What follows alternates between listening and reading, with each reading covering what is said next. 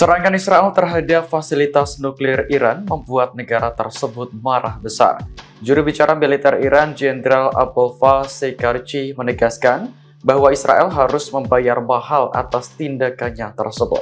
Berbicara kepada TV pemerintah pada Jumat pagi waktu setempat, Shekarchi juga menuntut Amerika Serikat bertanggung jawab, sebab serangan terhadap Iran sudah pasti didukung oleh Pentagon. Namun Menteri Luar Negeri Amerika Serikat Marco Rubio membantah jika negaranya terlibat. Ia mengklaim Israel bertindak sepihak karena yakin serangan itu diperlukan untuk membela diri. Sementara itu, media Iran melaporkan ledakan menghantam sejumlah lokasi, termasuk fasilitas pengayaan uranium di Natanz. Israel mengonfirmasi bahwa pihaknya menargetkan fasilitas nuklir, pabrik rudal balistik, hingga persembunyian komandan. Televisi pemerintah Iran melaporkan tewasnya Jenderal Hussein Salami, Kepala Korps Garda Revolusi Islam Iran, serta sejumlah ahli nuklir akibat serangan tersebut. Israel pun langsung siaga tinggi untuk menghadapi potensi pembalasan dari Iran.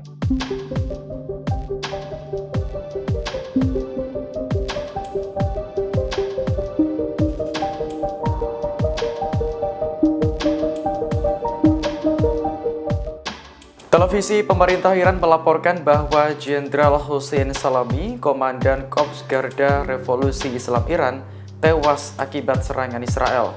Selain itu, dua ilmuwan nuklir Teheran juga turut meregang nyawa. Dikutip dari Al Arabiya, dua ilmuwan nuklir tersebut bernama Fereudon Abbasi Davani dan Muhammad Mehdi Tehranji.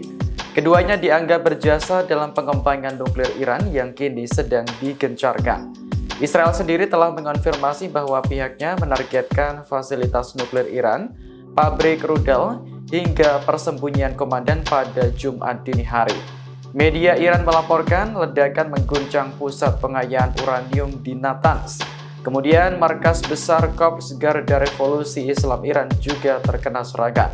Selain Jenderal Salami, komandan senior Iran lainnya yakni Golabali Rashid juga dilaporkan tewas. Perdana Menteri Israel Benjamin Netanyahu menamakan operasi ini sebagai Rising Lion yang bertujuan untuk menangkal ancaman Iran. Operasi berlangsung di tengah buntunya perundingan nuklir antara Iran dan Amerika Serikat.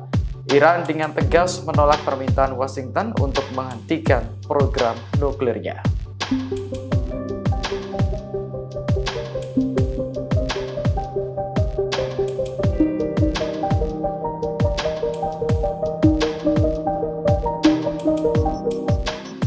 Komandan Garda Revolusi Islam Iran, Jenderal Hussein Salami dilaporkan tewas dalam serangan Israel pada Jumat dini hari waktu setempat. Sehari sebelumnya, ia sempat mengancam Israel dengan pembalasan yang mematikan. Dikutip dari Al Arabiya, ancaman Salami muncul setelah dirinya diberitahu tentang potensi serangan. Israel dan Iran sempat saling serang pada April dan Oktober 2024. Ketegangan terus meningkat saat Amerika Serikat menekan Iran untuk menghentikan program nuklirnya. Perundingan telah digelar selama 5 putaran, namun Teheran bersikeras akan melanjutkan pengayaan uranium. Bahan kimia tersebut dapat digunakan dalam pembuatan senjata nuklir. Sebagai komandan Iran, Jenderal Salami telah berulang kali memperingatkan musuh agar tidak mengusik apa yang menjadi kepentingan negaranya. Komentar itu bahkan masih sempat dilontarkan sehari sebelum ia tewas. Salami menyebut pembalasan Iran terhadap Israel akan lebih kuat dan merusak dari serangan sebelumnya. Kini, Iran kehilangan komandan terbaik yang memimpin Garda Revolusi. Salami sendiri menjabat sebagai panglima di unit elit tersebut sejak April 2019.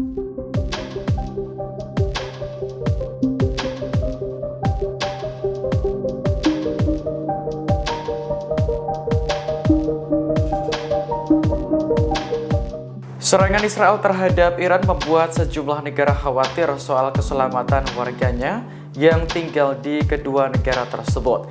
Tak lama setelah serangan terjadi pada Jumat dini hari waktu setempat, China langsung mengeluarkan peringatan.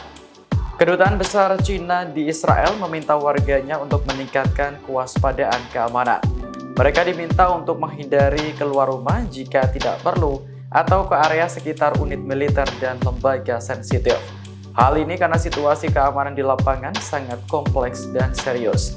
Dalam pemberitahuan terpisah, Kedutaan Besar Cina di Iran juga mengimbau warganya untuk meningkatkan kewaspadaan. Sebelumnya, Israel mengonfirmasi telah menyerang fasilitas nuklir Iran, pabrik rudal, dan markas militer.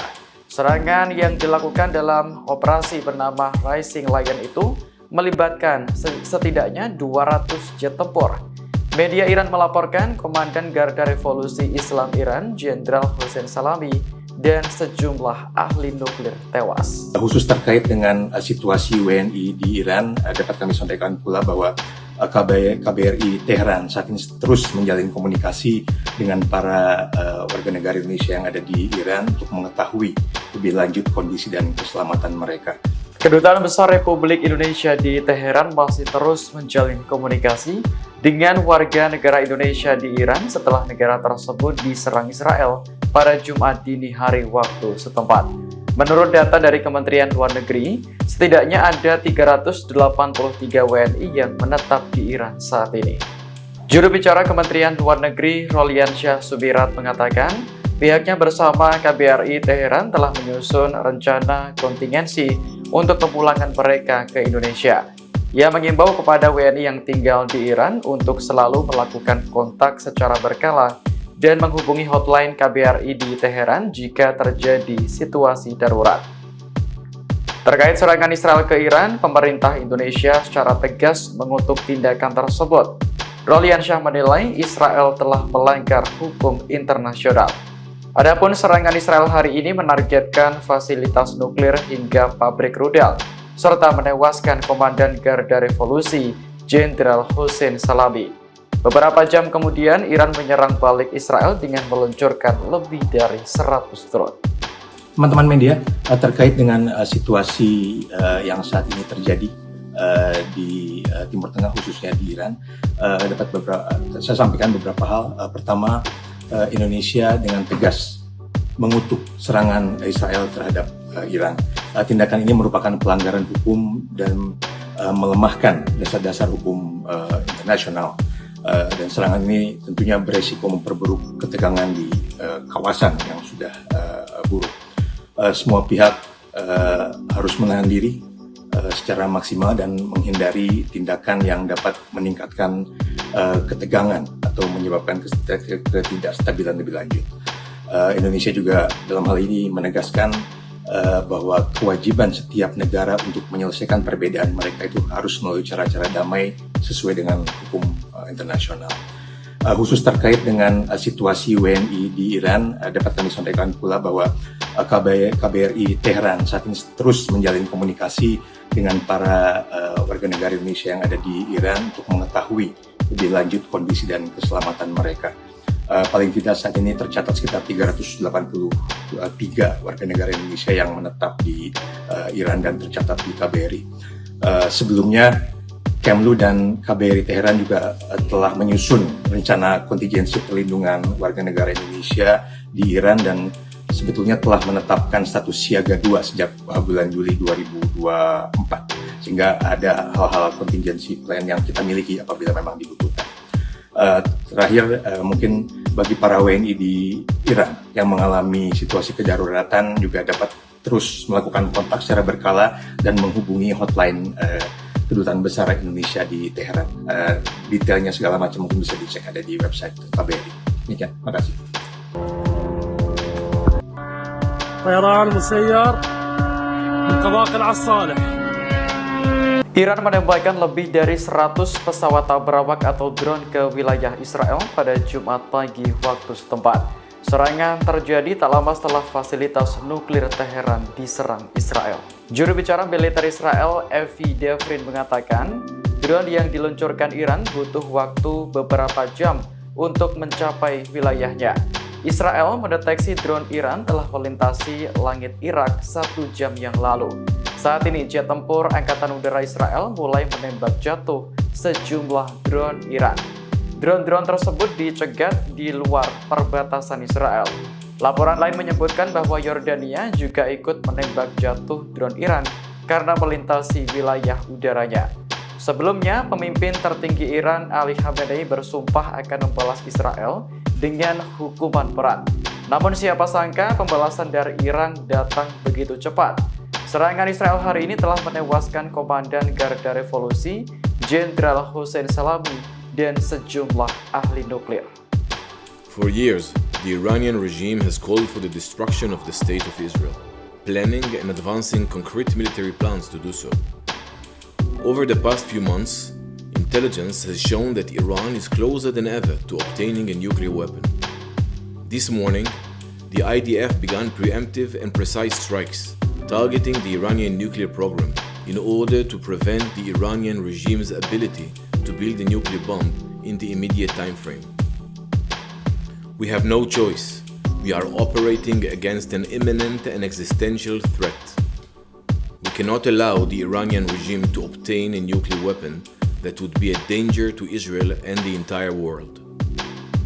This operation is for our right to exist here, for our future and for our children's future.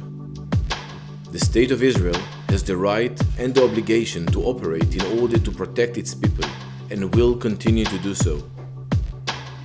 The IDF conducted significant preparations for this operation. We are well prepared both in defense and offense to defend ourselves. The IDF will continue to defend the State of Israel.